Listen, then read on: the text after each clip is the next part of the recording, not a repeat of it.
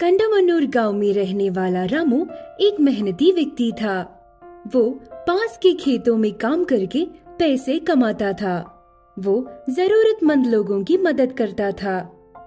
उसने अपनी कमाई का एक हिस्सा जरूरतमंद लोगों को दान करता था। रामू के बारे में सुनकर एक ऋषि कंदमन्नूर गांव में आया।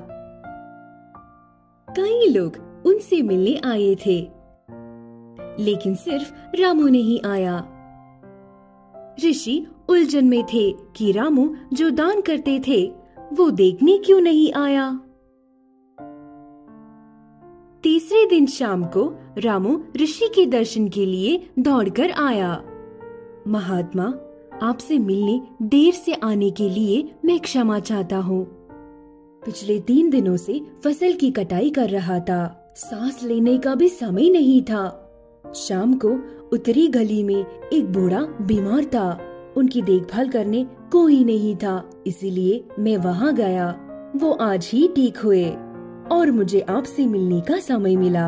आप आज मेरे घर में खाने के लिए आइए। रामू ने प्यार से कहा। मैं खुद आपसे मिलना चाहता हूँ और तुम आज आ गए।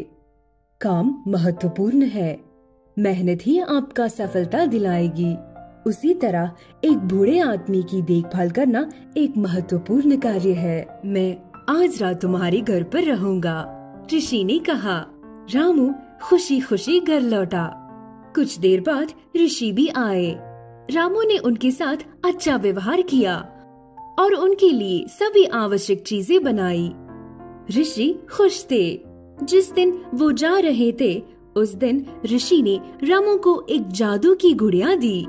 रामू, दिन में एक बार इसकी पूजा करो और अगर तुम ये कहते हो कि मेरे हाथ की मिट्टी को सोने में बदल दो, तो महीने में एक बार तुम्हें सोने के 3 सिक्के मिलेंगे। मैं तुम्हें ये तुम्हारी कड़ी मेहनत के लिए एक उपहार के रूप में दे रहा हूँ। इसे लो, अपना जीवन खुशी से व्यतीत करो और दूसरे की मदद करो, ऋषि ने कहा। रामू ने ऋषि को धन्यवाद किया और जादू की गुड़िया मिली। वो प्रतिदिन जादू की गुड़िया की पूजा करता था। 1 महीने के बाद उसने ऋषि ने जो कहा उसका परीक्षण करने के लिए सोचा। जादू की गुड़िया, मेरे हाथ की मिट्टी को सोने में बदल दो। ये कहने के बाद सोने के 3 सिक्के आए। वो बहुत खुश हुआ। उसने 3 सोने की सिक्कों के साथ जमकर खर्च करना शुरू कर दिया। पैसा खर्च होने के बाद उसे फिर से गुड़िया से सोने के सिक्के मिलने लगे। अचानक उसके मन में एक विचार आया, क्या होगा अगर कोई इस गुड़िया को चुरा ले। उसने एक बहुत ही सुरक्षित लोहे का डिब्बा खरीदा और उसके अंदर गुड़िया को बंद कर दिया। लेकिन वो संतुष्ट नहीं था। वो उस डिब्बे के पास में था जो मेहनत की मिसाल था। वो खुद काम को भूल गया। रामू बिना काम किए खाना खाता था, इसीलिए उसकी सेहत पर असर पड़ने लगा। ये देखकर उसका दोस्त सोमू चिंतित हो गया। उसे जादू की गुड़िया के बारे में भी पता लगा। उस रात जब रामू सो रहा था, वो उसके घर में घुस गया और जादू की गुड़िया की जगह साधारण गुड़िया रख दिया। अगली सुबह रामू उठा और जादू की गुड़िया उठा ली। उसने पूजा की और मिट्टी को सोने में बदलने के लिए कहा, लेकिन मिट्टी सोने में नहीं बदली। वो चौंक गया। हे भगवान, अचानक जादू काम नहीं किया। अब मैं क्या करूँगा? शायद ये कल काम करेगा, उसने खुद से कहा। 1 महीने के बाद भी जादू की गुड़िया काम नहीं आई। वो समझ गया कि जादू की गुड़िया किसी काम की नहीं है। वो भोजन के लिए काम पर जाने लगा। उसके शरीर ने साथ नहीं दिया। उसे कष्ट हो रहा था। 2 महीने बाद वो फिर से पुराना रामू बन गया। उसने कड़ी मेहनत की और सभी की मदद करने लगा।